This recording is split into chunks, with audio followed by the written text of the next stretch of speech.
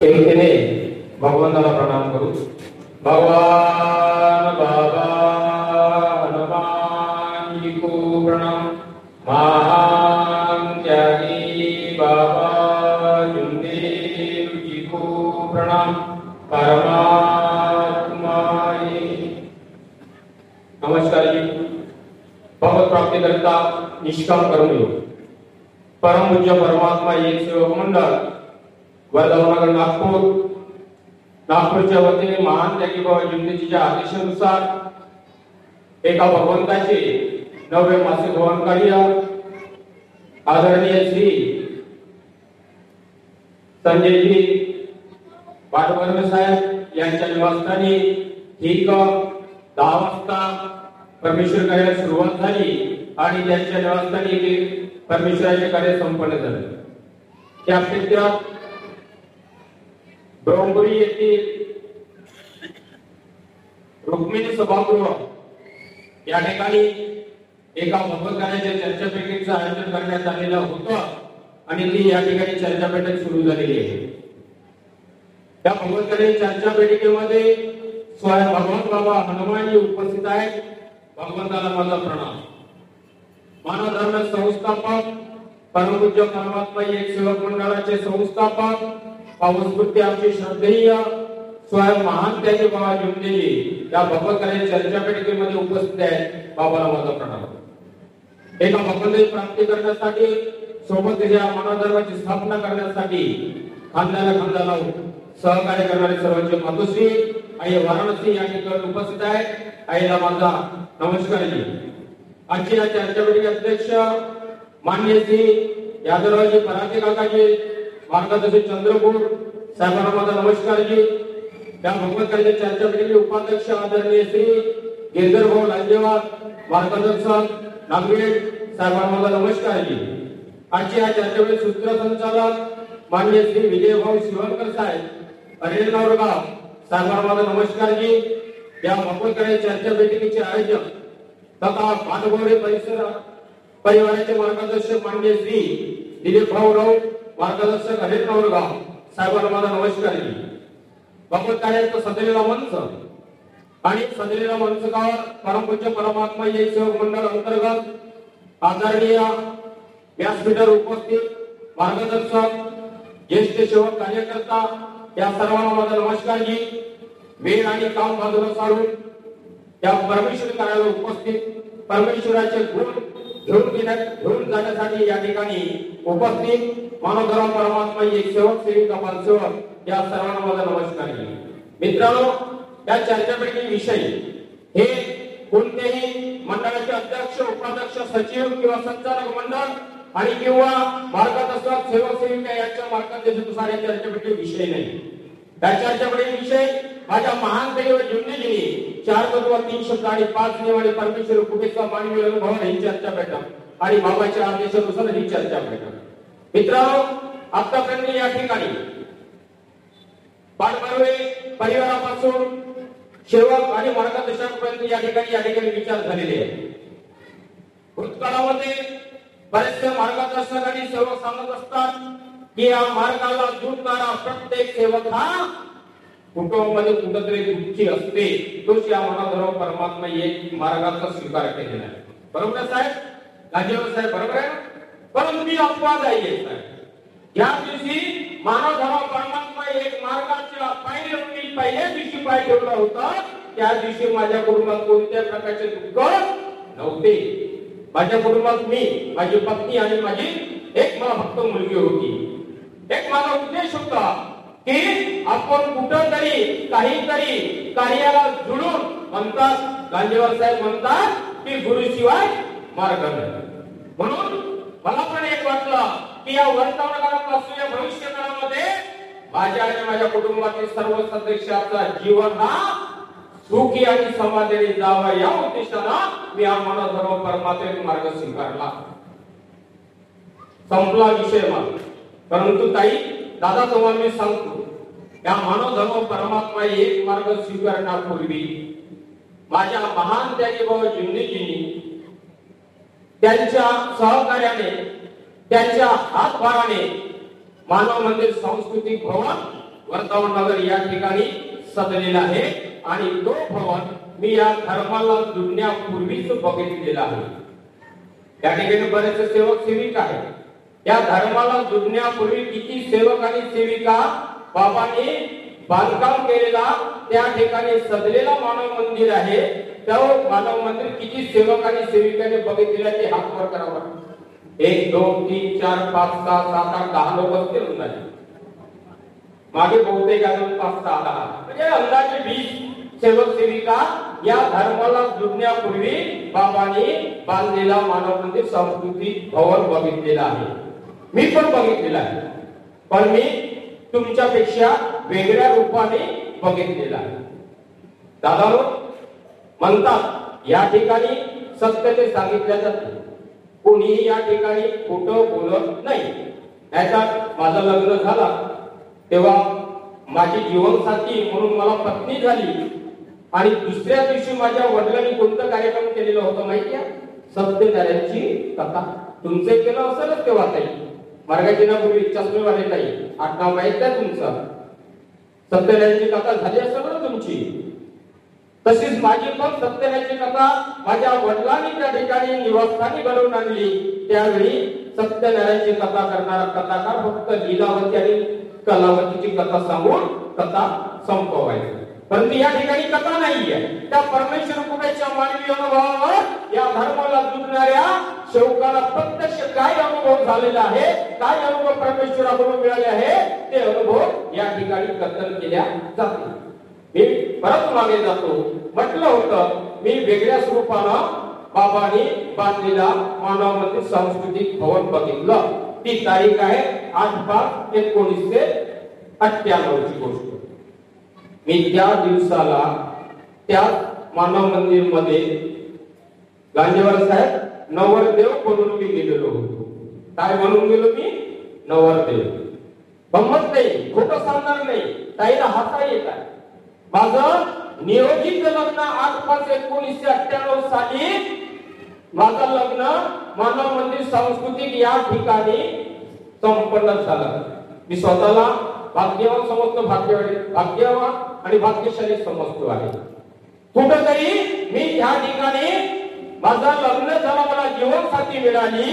ती जीवनसाथी ती या मार्गाची सेविका होती। तिचं बालपण गेले या मार्गामध्ये माझ्या पत्नीचं। आणि तुम्हाला काही माहिती आहे, जेव्हा तुमचं लग्न होते त्यावेळेला तुमच्या सोबत तुमचे बाहेरचे लोक माहेरचा ऐन म्हणून काहीतरी देत असतात।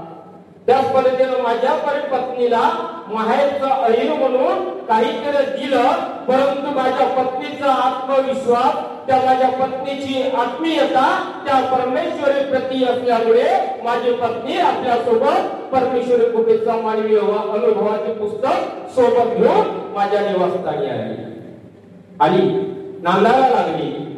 मी माझ्या वडिलांच्या परिवारापासून व्यवसायाच्या माध्यमातून कडोली या गावामध्ये मी आणि माझी पत्नी आमचा संसार थाटला। मी काही अनेकामध्ये असताना मला काही बोवा माझी काही माझ्याजवळ पूजापाठ नव्हती। एक अगरबत्ती पकडायची, ओवा ओवा म्हणून टाकायची आणि कुठेतरी फोटोला लावून टाकायची, एवढीच माझी पूजा। समोर झालं काय, माझी पत्नी काही दिवसानंतर जे आज तुम्हाला बाबाच्या आदेशावर साकारची विनंती दिली आहे, ती विनंती माझी पत्नी गुणगान एकटीच करायची। माझं त्याकडे दुर्लक्ष आणि तिची आत्मीयता, मनाची एकाग्रता त्या परमेश्वराजवळ। म्हणून माझ्या मोबाईलची रिंगटोन आहे, गांजेवार साहेब मनीरा भावना देवा मला पाय देवा, बाजारचा भाजीपाला नाही रे देवा, अशानं भेटायचा नाही रे, अशी माझी मनामध्ये त्या दुसऱ्या परमेश्वराप्रती माझी आत्मीयता। घडलं काय,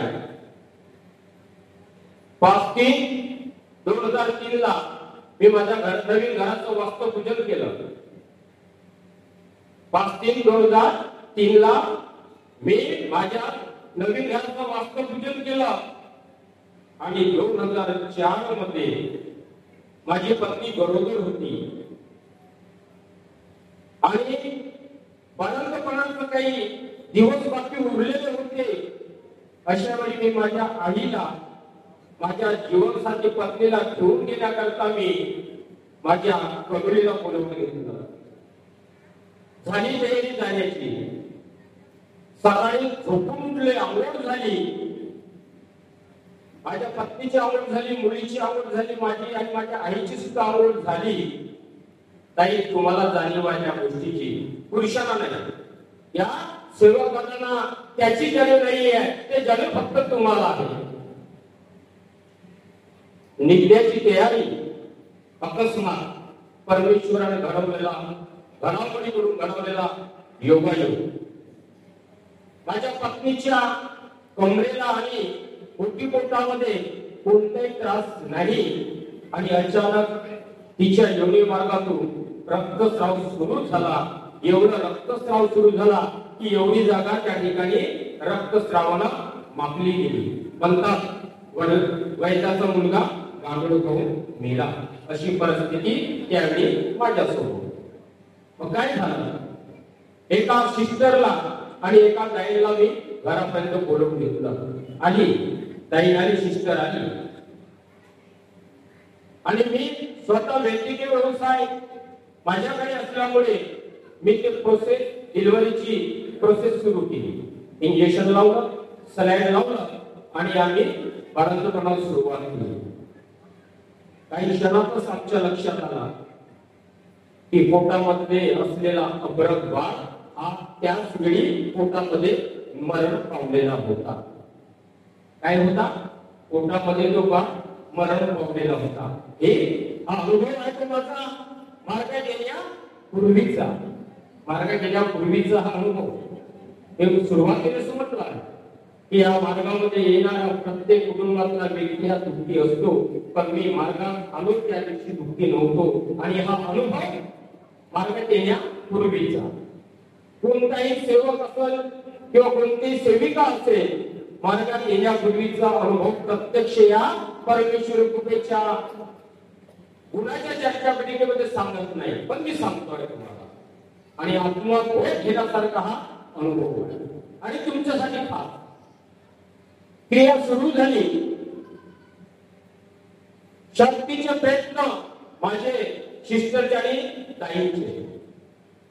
आम्ही त्या योनी मार्गामध्ये बोट टाकून काढण्याचा प्रयत्नांचा सुरू. मेलेला गर्भ सहजासहजी योनी मार्गातून बाहेर निघत नाही, हे तेवढं मात्र सत्य आहे. त्याला एकच उपाय आहे की ते शस्त्रक्रिया केल्याशिवाय तो पोटातून बाहेर काढता येत नाही. बरोबर आहे? शस्त्रक्रिया म्हणजे तुम्हाला इंग्रजीमध्ये सांगायला जास्त समजेल, सीझर. सीझर केल्याशिवाय त्याला काढता येत नाही. परंतु माझ्या पत्नीचा आत्मविश्वास त्या परमेश्वरावर, एक त्या परमेश्वराला माझ्या पत्नीने आवाज मारला काय, हे भगवान बाबा हनुमानजी, मी मोठ्या आता संकटामध्ये फसलेली आहे. त्या संकटावर मात करणारी फक्त एक परमेश्वर आहे. या संकटातून तुम्हाला बाहेर काढ. तिने त्या परमेश्वराने एक गावात मारलं. आमचे प्रयत्न सुरू. काही वेळ, काही क्षण गेल्यानंतर परत माझ्या पत्नीला त्या परमेश्वराला जोरामध्ये आवाज मारला की हे भगवान बाबा हनुमानजी, किती वेळा मला या संकटात ओढून ठेवत आहे. या संकटावर मात करणारी परमेश्वर आहे. या संकटावर दुसरं कोणी मात देऊ शकत नाही. तू फक्त एक भगवान आहे. तू माझे शब्दात भाऊ आहे आणि या संकटातून मला बाहेर काढ. म्हणून माझ्या पत्नीला त्या परमेश्वराला परत आवाज मारला. आणि बघता काय, काही क्षणात तिचे शब्दातून परमेश्वर उभा झाला. परमेश्वर तिच्या शब्द उभा झाला आणि मेलेला गर्भ आम्ही योनी मार्गातून बाहेर काढण्यामध्ये यशस्वी झालो. हा मार्गात येण्याचा माझा अनुभव आहे.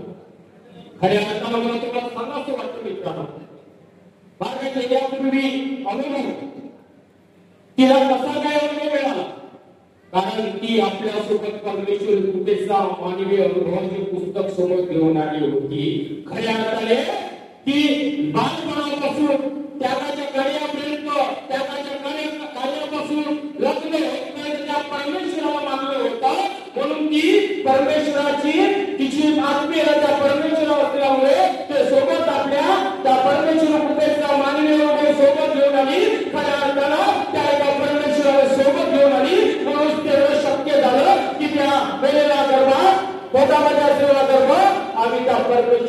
पत्त्यावर परमेश्वर उभा झाला आणि पोटातून तो मेलेला गर्भ काढण्यामध्ये आपण यशस्वी झालो.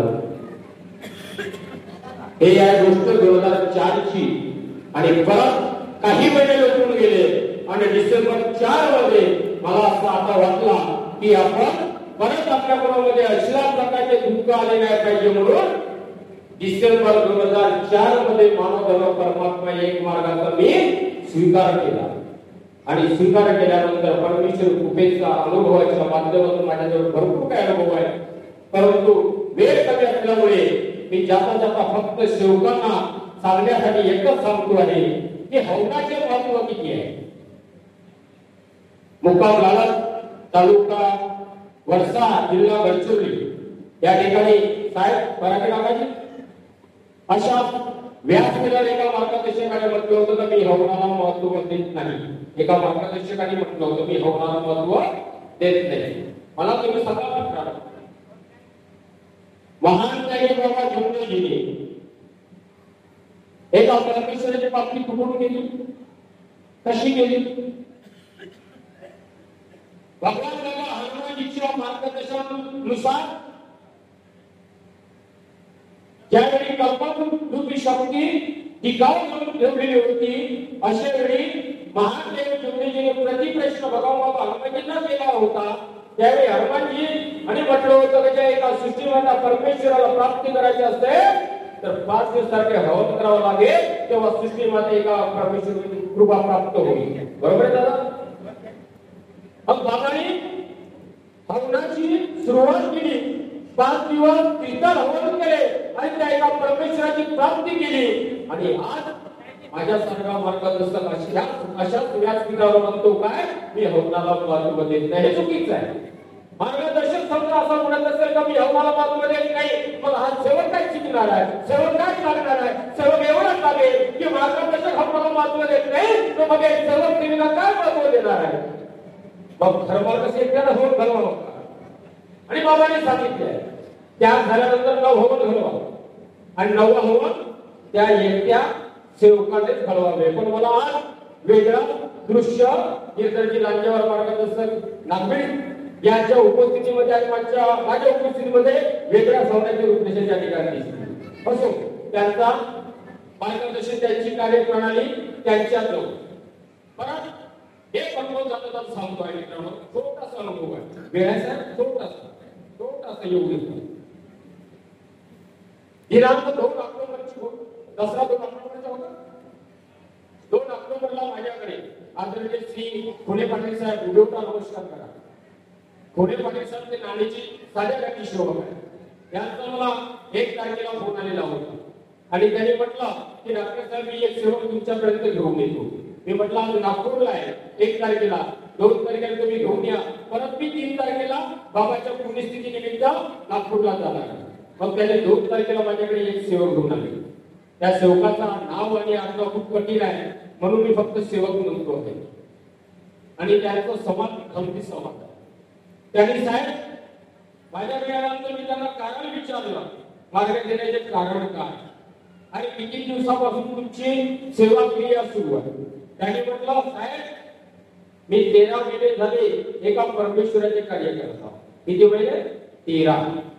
आणि त्याचे कार्य होते सेवाभावी संस्था गडचिरोली या ठिकाणी. मला तुम्ही सांगा मगाशी बोलता कोणतरी सांगितलं मला वाटतं सुपर साहेब आहे इतर शाखेत संस्थेचे कार्य करून काही समाधान मिळत नाही. त्यावर हा अनुभव आहे. त्या सेवकांनी 13 महिने एका परमेश्वराचे कार्य सेवाभावी संस्थे अंतर्गत केलं. त्याच्या मार्गदर्शकाच्या मार्गदर्शनानुसार त्यांनी एका परमेश्वराचे 13 महिने कार्य केलं.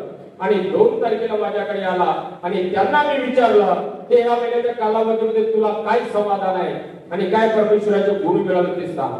ते म्हटलं 13 महिन्याच्या कालावधीमध्ये मला काही समाधान नाही जैसे हे आहे. त्याची विचारणा मी केली, चौकशी केली. त्याला म्हटलं भगवंताने मला बुद्धी पुरवली. बुद्धीनुसार मी त्याला प्रश्न केला. म्हटलं तुझ्या निवासस्थानी काहीतरी अनेक देवाची एक तरी वस्तू लपून बसली असते. त्यांना मला उत्तर दिलं का नाही म्हणे डॉक्टर साहेब माझ्या निवासस्थानी अशी कोणतीही वस्तू लपून बसली नाही. तरी पण म्हटलं तू जा घरी 3 दिवसात चुकी माफीचे कार्य कर. त्याला वचनबद्ध केलं होतं. मग चुकी माफी 3 दिवसाचे कार्य केलं, शब्दाची सोडवणूक केली आणि 3 दिवसाची कार्याची जोड त्याला 3 तारखेला लावली. आणि 3 तारखेला सायंकाळी मी नागपूरला असताना त्यांचा फोन आला, त्यांच्या मुलाचा फोन आला की डॉक्टर साहेब म्हणे आमच्या धाब्यावर, परळी भाषेत आमच्या गावठी भाषेत धाबा आपण म्हणतो नाही, वरच्या बदले आपण धाबाच म्हणतो. डॉक्टर साहेब म्हणे आमच्या धाब्यावर अनेक देवाच्या 3 मूर्त्या सापडल्या म्हणे. एक विठ्ठोबाची, एक नरेंद्र महाराजची आणि एक लक्ष्मीची, अशा 3 मूर्त्या सापडल्या म्हणे. एक काम कर म्हटलं, त्याचा कट्टा बांध आणि वाहत्या पाण्यामध्ये नदी नाल्यामध्ये जाऊन आत्ताच्या विसर्जन करून टाकलं. ती वेळ होती, अंधार पडलेली. जा म्हटलं करून घ्या, 3 दिवसात कार्य कर आणि 4थ्या दिवशी परत तू माझ्या घरी ये. आला 4थ्या दिवशी आई आली आणि त्या आईचा आणि त्यांचे जवान तरुण मुलगा आला. मग मी म्हटलं 3 दिवसात कार्य केलं, काय चमत्कार आहे परमेश्वर कुठे, काय अनुभव मिळाला. साहेब म्हणे 13 महिन्याच्या एका परमेश्वराचे कार्य केलं आम्ही. 13 महिन्याच्या एका परमेश्वराच्या कार्यामध्ये काही आम्हाला समाधान नाही, परंतु या 3 दिवसाच्या कार्यामध्ये जेवढे दुःख होते तेवढे दुःख या 3 दिवसाच्या कार्यामध्ये नष्ट झाले म्हणे. कसा आहे तो परमेश्वर. मग आज अजून काय झालं म्हटलं, आजी म्हणे आज आम्ही प्रसाद केली, परत एक दुःख तयार झाला. प्रसाद कोणत्या पद्धतीची केली म्हटलं, काय केलं पहिले, दिवा लावली, अगरबत्ती लावली, कापड्याची सुरू केली, मग समोर विनंती केली, मग समोर काय केल्या, योग मागितला, मग समोर काय केल्या, तीर्थ बनवलं, समोर काय केल्या, पाणी अर्पण केलं आणि समोर काय केल्या, जय घोषित. असा तो सेवाभावीचा मार्गदर्शन तुम्हाला मार्गदर्शन केले काय म्हटलं, होती साहेब म्हणे असा तो मार्गदर्शक आम्हाला मार्गदर्शन केलं म्हणे. मग माझी रिक्तूक चालली नाहीये म्हणण्या भावना, देवा मला पा देवा बाजारचा भाजीपाला नाही रे देवा, अशाला भेटायचा नाही रे, म्हणून त्याला परमेश्वर भेटला नाही, कारण त्या सेवाभावी संस्थेच्या मार्गदर्शनाची कार्यप्रणाली ही त्यावेळी चुकीची होती. मग 7 दिवसाच्या कार्य केलं, 8व्या दिवशी फोन केलं, साहेब म्हणते माझी पत्नी आता धान कापायला जाणं सुरू केलं. कसा आहे तो परमेश्वर. या पद्धतीने याच ठिकाणी मी थांबतो आणि लाभलेल्या विचारांना याच ठिकाणी विराम देतो. सगळ्यांना माझा आदरपूर्वक नमस्कार.